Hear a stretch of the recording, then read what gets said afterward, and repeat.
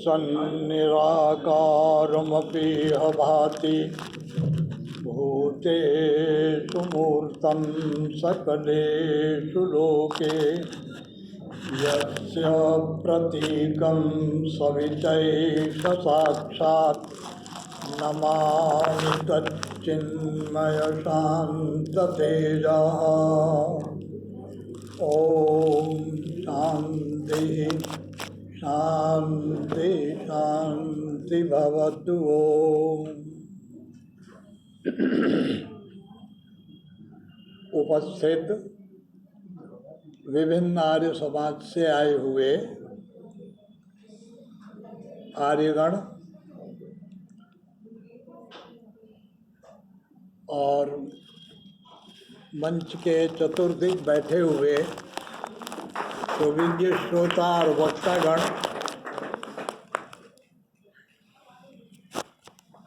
अभी बड़ी मेरे को कहा गया कि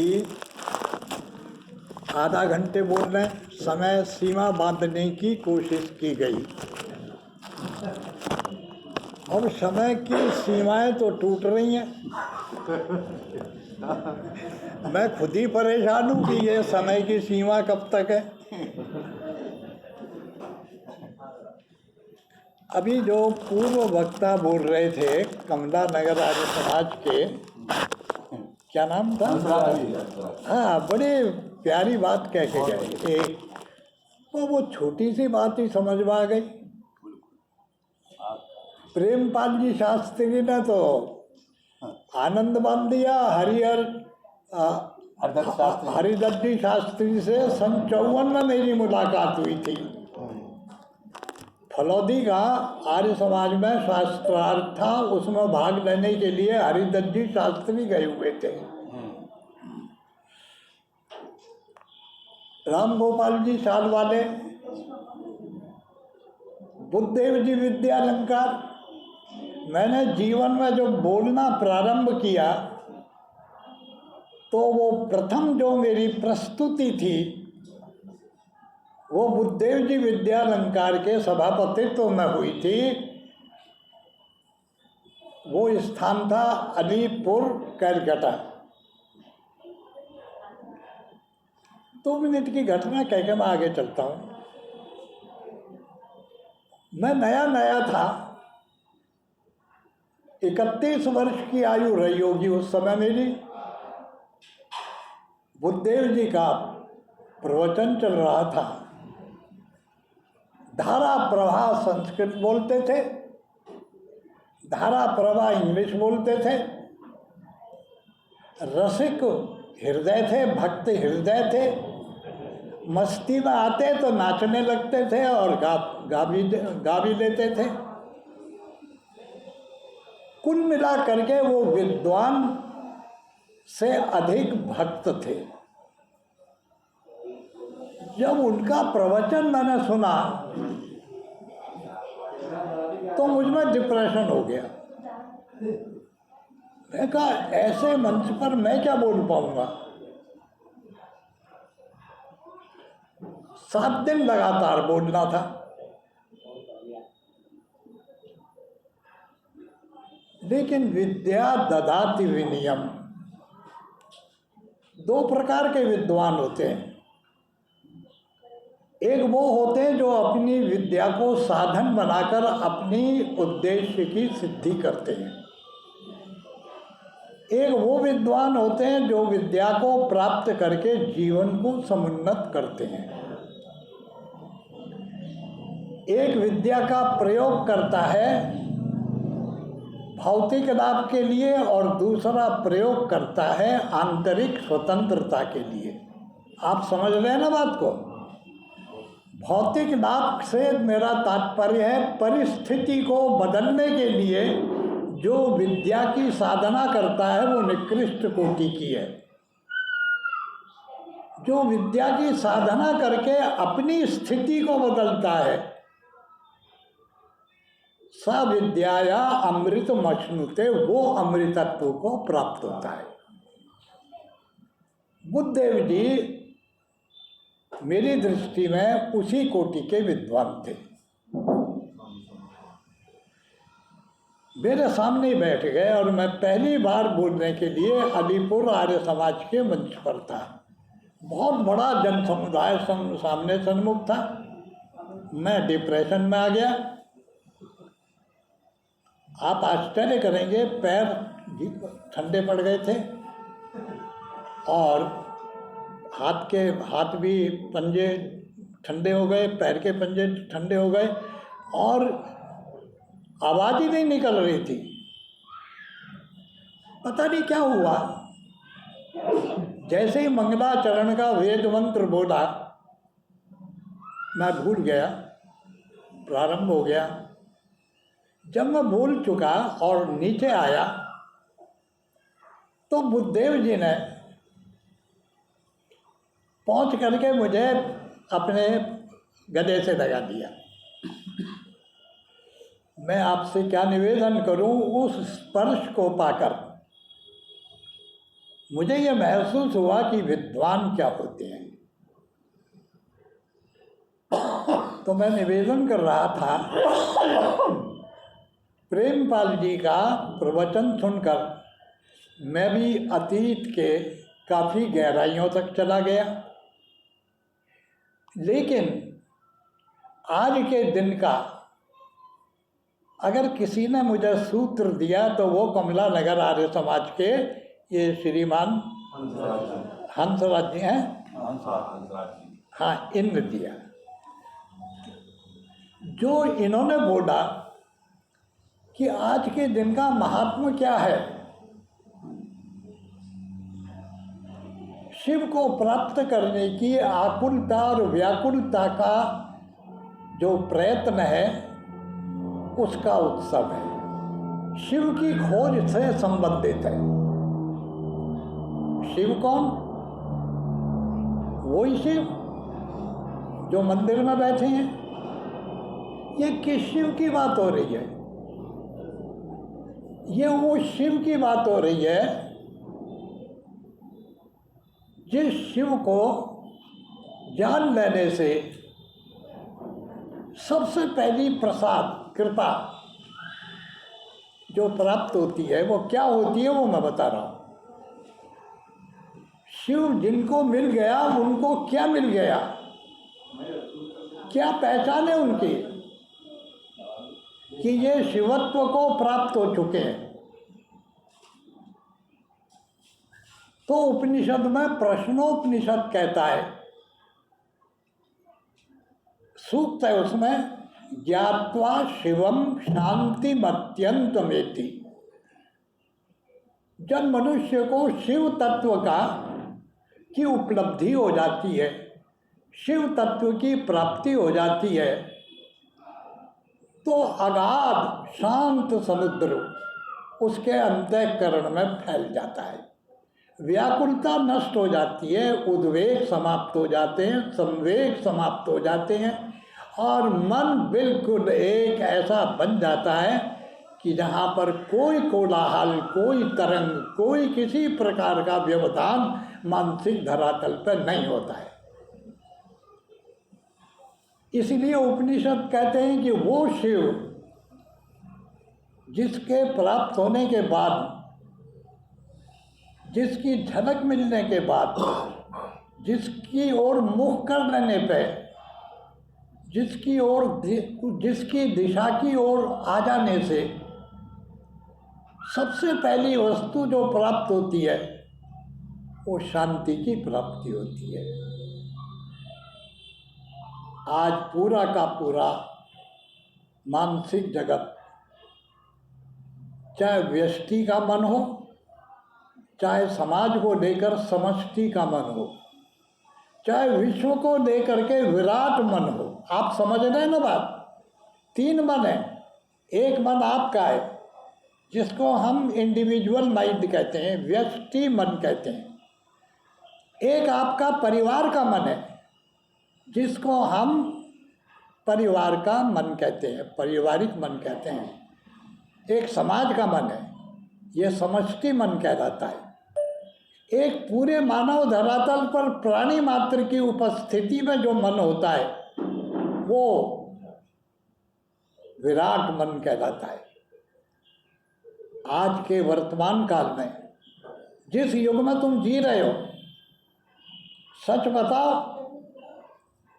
है कहीं शांति? जरा यूक्रेन और रशिया को देख लो, जिंग जोंग भी आ घुसा उसमें बीच में, कोरिया वाला कि मैं भी हूँ, अमेरिका आ गया कि मैं भी हूँ, नाटो देश के लोग आ गए कि हम भी मौजूद हैं। भैया तुम सब मिलकर कौन सा कीर्तन करोगे?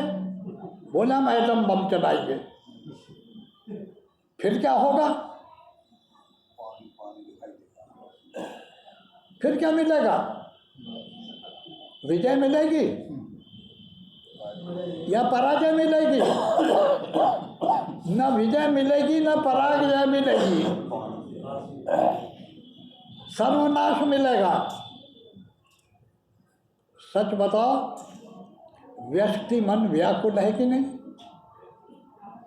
पूरे भारत में देख लो, सामाजिक मन को देख लो, कितनी व्याकुलता है, कितनी अशांति है। परिवारों में अशांति है, व्यक्ति में अशांति है।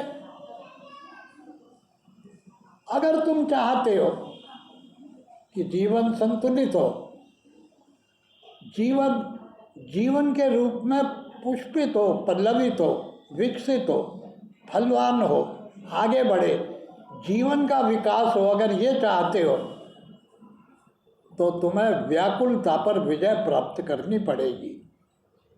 हर संवेग को जीतना पड़ेगा, हर उद्वेग को जीतना पड़ेगा, मन की विक्षिप्तता को हटाना पड़ेगा, पागलपन से तुम्हें बाहर आना पड़ेगा। उसके लिए शिव का अनुसंधान तो करना ही होगा, शिव को तो खोजना होगा। वो शिव कैसे हैं? उपनिषद कहते हैं सूक्ष्माति सूक्ष्मम, सूक्ष्म से भी सूक्ष्म है। और हैं कहाँ? कैलाश पर्वत में, बर्फ में, भांग धतूरा खा के बैठे हैं, नशे में मस्त है, वहां बैठ गए हैं क्या? कहाँ पर हैं? का कलिलस से मध्य, कलिल कहते हैं शरीर को, तेरे शरीर में ही बैठे, इसी के बीच में बैठे हैं, कलिलस से मध्य। खाली बैठे हैं, और ये बैठे नहीं है, विश्वस्य सृष्टार अनेक रूपम, अनेक रूपम, सृष्टि का रचना करने वाले, संचालन करने वाले, पालन करने वाले वो तेरे हृदय में ही बैठे हुए। ज्ञात्वा शिवम, उस शिव को जान करके जो वस्तु तुम्हें प्राप्त होगी वो शांति प्राप्त होगी, उद्वेग नहीं होगा, वेग नहीं होंगे, प्रवाह तो होगा पर वेग नहीं होगा। जीवन में गति तो होगी पर तूफान नहीं होगा, हरिकेन नहीं बनेगा, टारपेडो नहीं बनेगा, शीतल मंद सुगंध समीर होगी, आगे बढ़ पाओगे। उसके लिए ज्ञात्वा शिवम शांति मत्यंतमेति, उस शिव को पाने की जिज्ञासा लेकर के स्वामी दयानंद भी बैठे हुए थे। ये सब शिव की खोज में तो है, भोले शिव, भोले शिव, भोले शिव प्राप्त हो जाए। लेकिन ये नहीं मालूम है, भगवान तुझे मैं खत लिखता पर तेरा पता मालूम नहीं। भाई हम खोज में तो तेरी है, पर ये नहीं मालूम है तू है कहाँ। बिल्कुल है। और कितने आश्चर्य की बात है, सच बताओ, तुमको जीवन में कोई चीज ऐसी दी है क्या परमात्मा ने जो तुम्हें खोजनी पड़ी हो? तुम्हें आँख खोजनी नहीं पड़ी, कान खोजने नहीं पड़े, गला खोजना नहीं पड़ा, तुम्हें मन खोजना नहीं पड़ा, बुद्धि खोजनी नहीं पड़ी। जिन चीज़ों की तुम्हें ज़रूरत है, जितनी ज़्यादा ज़रूरत है, जो वस्तु जितनी अधिक महत्वपूर्ण है आपके लिए, वो उतनी ही सुरक्षा के साथ तुम्हारे पास रखी हुई है। जब उसने हमें ज्योति आँख में दे दी, गंध नाक में दे दी, शब्द कान में दे दिया, उच्चारण गले में दे दिया, भाई उसने ज्ञान बुद्धि में रख दिया, उसने संकल्प हमारे मन में रख दिया, तो खुद क्या छुप गया? अरे वो सबको समेट करके दशांगुलम तिष्ठति।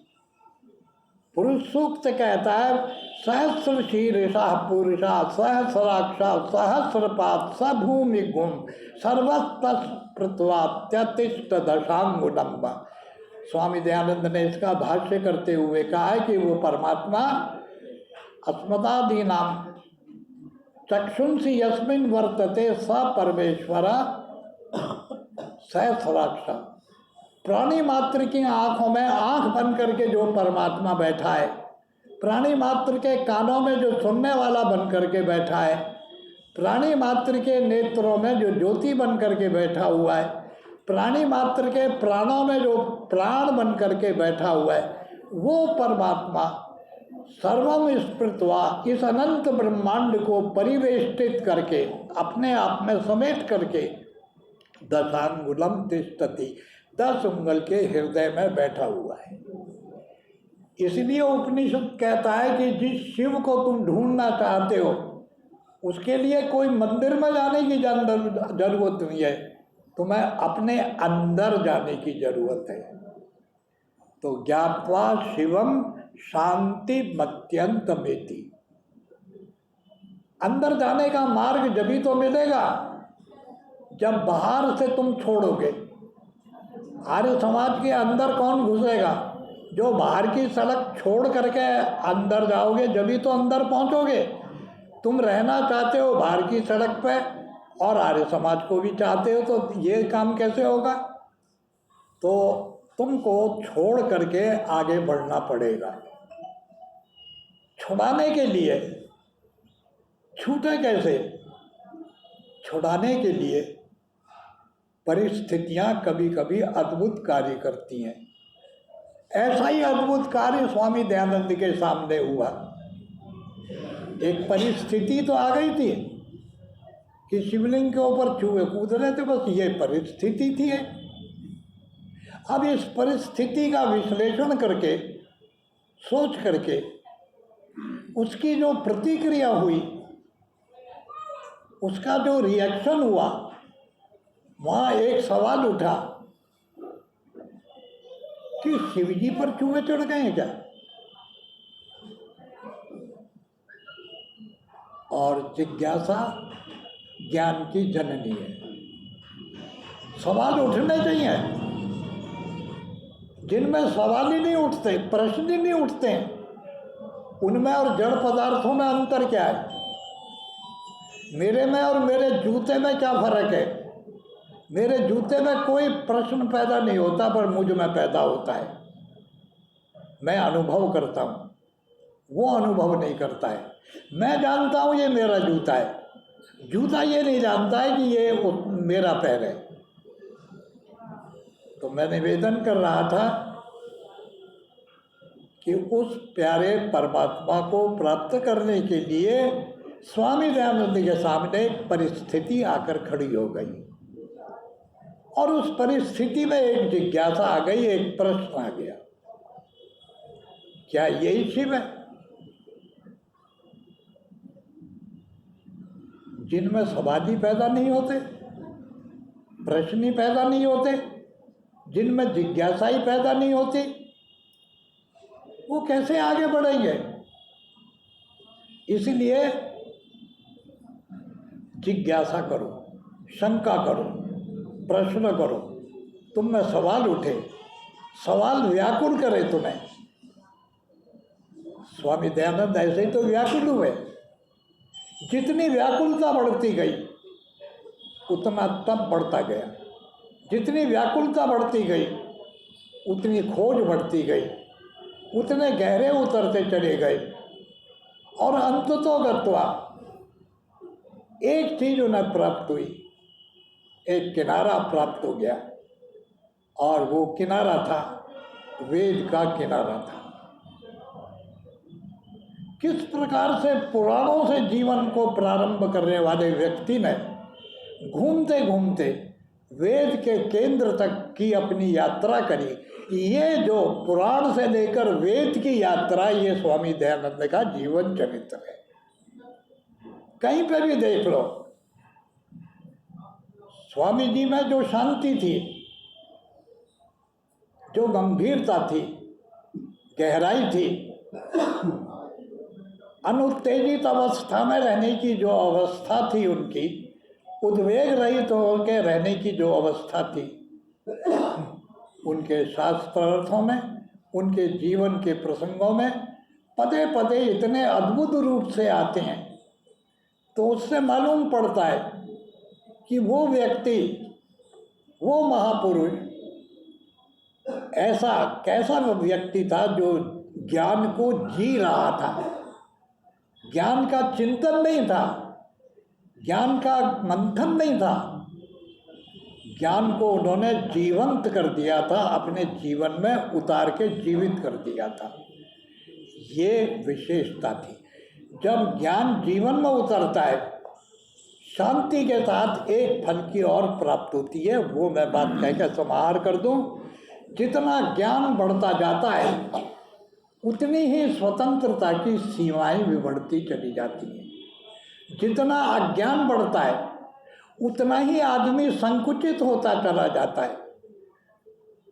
आत्मसंकोचन का मार्ग, गौर से सुनिएगा, आत्मसंकोचन का मार्ग अधर्म का मार्ग है और आत्म विकास का मार्ग धर्म का मार्ग है। स्वामी दयानंद ने धर्म के मार्ग को पाने के लिए आत्म विकास का काम किया। एक छोटा सा उदाहरण देकर मैं उनकी महानता को आपके सामने रख दूं। स्वामी दयानंद ने चांदपुर में, शाहजहांपुर के पास चांदपुर में, उन्होंने एक सर्वधर्म मेला किया था। यह आपने उनके जीवन चरित्र में पढ़ा होगा। उसमें मुसलमान भी आए, बड़े प्रसिद्ध कोई आलिम मौलवी थे वो आए, कुछ पौराणिक क्षेत्र का भी कोई विद्वान बुलाया, वो स्वयं मौजूद थे, और ब्रिटिश काल के कोई बड़े पादरी थे वो भी वहाँ मौजूद थे। वो सम्मेलन उनका 3 दिन या 5 दिन चला था। उस सम्मेलन में स्वामी जी ने एक बात कही, मैं ये चाहता हूँ सारे ईश्वरवादी धर्म को मानने वाले लोग एक मंच पर बैठकर, जिस पर सबकी एक सम्मति हो, उसको लोक धर्म के रूप में स्वीकार कर लें। मेरे ख्याल से ये एक भूमिका बनी है जो आने वाले हमारे विश्व रंगमंच पर एक बहुत बड़ा क्रांतिकारी परिवर्तन ला सकती है। अगर राष्ट्र संघ पुनर्जीवित हो गया, अगर इसका पुनर्गठन हो गया, तो पूरे समाज को, विश्व के समाज को, अपनी विभिन्न मान्यताओं को एकजुट होकर के एक धरातल पर ला करके एक समान वैल्यूज को, कॉमन वैल्यूज को स्वीकार करना पड़ेगा।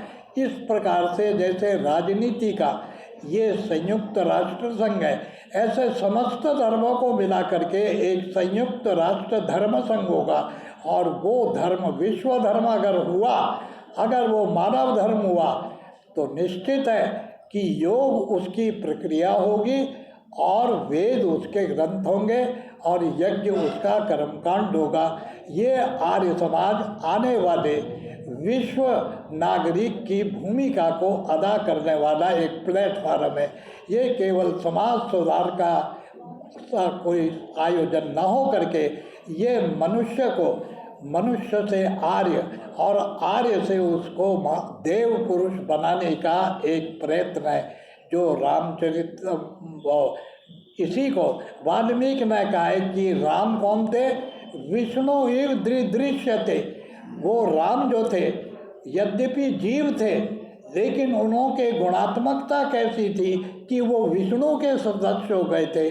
चेतना का आत्मा से परमात्मा की ओर की यात्रा का जो मार्ग है, ये राम का मार्ग है और यही वेद का मार्ग है। तो मैं निवेदन कर रहा था कि आर्य समाज जिस शिवरात्रि को मानती है, हम जिस शिव को मानते हैं, वो शिव कौन है? परम पिता परमेश्वर, सच्चिदानंद, निराकार, निर्विकार, अनादि अनुपम, सर्वाधार, सर्वेश्वर, सर्वव्यापक, सर्वांतर्यामी, अजर अमर, अभय, नित्य, पवित्र और सृष्टि करने वाले परमात्मा हैं। उन परमात्मा को हम शिव कहते हैं। भगवान ऐसी कृपा करें कि ऐसे शिव की ओर हमारा मुख हो और हम लोग शांत चित्त हों, हमारे वेग समाप्त हों, उद्वेग समाप्त हों। ओम शांति।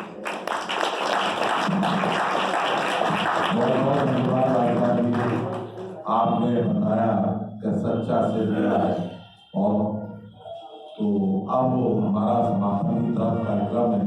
मैं प्रधान जी से अनुरोध करूँगा कि वो आए और धन्यवाद ज्ञापन करके कार्यक्रम को समापन करें। आदरणीय प्रधान जी।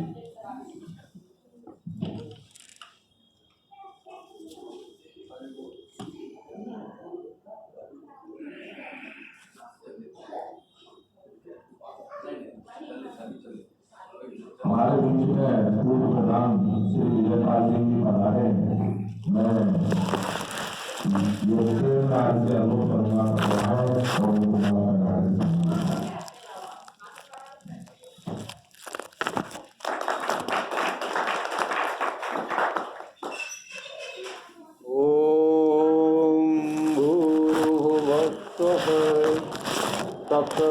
तत्सवितुर्वरेण्यं भर्गो देवस्य धीमहि धियो यो नः प्रचोदयात्। आदरणीय श्री दत्तात्रेय आचार्य जी, मंच स्वामी जी, भजनोपदेशक ऋषि जी, आर्य समाज की मंत्री जी, आर्य समाज कमलानगर से और अन्य आर्य समाज से पधारे पदाधिकारी एवं सदस्यगण, विद्यालय से पधारी प्रधानाचार्य जी, उप प्रधानाचार्य जी, समस्त अध्यापिकाएँ एवं अन्य सभी उपस्थित बंधु बांधवों एवं महिलाएं, बच्चे। अभी आपने भजनों के माध्यम से, प्रवचनों के माध्यम से विद्वानों के उद्बोधन सुने। दो एक बात मैं जरा विषय से हट करके आपके समक्ष प्रस्तुत करना चाहूँगा। मैं बहुत आभारी हूँ हमारी महिला समाज की अध्यक्ष श्रीमती राजकुमारी जी सिंह। इन्होंने जन्माष्टमी के अवसर पर ऐसे बहुत ही शुभ शब्द उनके मुखारविंद से निकले, जिनकी पूर्ति परमात्मा ने बहुत ही छोटे समय में कर दी। हमारे ये जो छत है इसकी बहुत ही जीर्ण शीर्ण हो चुकी थी। इसका जीर्णोद्धार, ये यहाँ इस कमरे का, पूरी इसका छत का, इस कमरे का यहाँ तक पूरा इसका जीर्णोद्धार हो चुका है, आप देख रहे हैं। तो ये परमात्मा की कृपा से संपन्न हुआ। यज्ञशाला की छत चूँकि लेंटर की छत है, वो भी जीर्ण शीर्ण अवस्था में हो चुकी है, लेकिन लेंटर की छत होने की वजह से वर्तमान में कुछ दिक्कतें आ रही हैं, लेकिन परमात्मा उसे पूरा करेगा। दूसरा, कुछ जानकारी जैसी कि आदरणीय श्री प्रेमपाल शास्त्री जी ने दी समाज के बारे में, क्योंकि ऐसा मौका बहुत कम मिलता है और ये जानकारी जो लोग देते रहते हैं तो आगे चलती रहती है। इस आर्य समाज का प्रादुर्भाव हिंद मंडी समाज से हुआ 1936 में। इस समाज में बड़े बड़े हस्तियाँ रहीं, बाबू मथुरा प्रसाद कक्कड़ साहब, बाबू फूलचंद आदि, जो साफ देश के प्रधान रहे थे। उन्होंने एक पुस्तक भी लिखी, बहुत अच्छी पुस्तक थी उनकी लिखी हुई, श्री राम सिंह जी, वो भी आज समाज के प्रधान रहे, और उनकी भी 2 पुस्तकें लिखी हुई हैं। ठाकुर हरिगोपाल सिंह चौहान साहब, जिनको कि ज़्यादातर लोग जानते हैं, श्री रामपाल विद्यार्थी जी, ऐसी ऐसी हस्तियां यहाँ पर रही हैं। और यहाँ बड़े बड़े अच्छे कार्यक्रम होते रहे हैं। मैंने भी अपने समय में बहुत अच्छे अच्छे कार्यक्रम देखे हैं। तो ये कुछ समय का प्रभाव है, लेकिन समय परिवर्तन हमेशा होता रहा है, फिर वही स्थिति आएगी। हमारा प्रयास सभी का जारी है।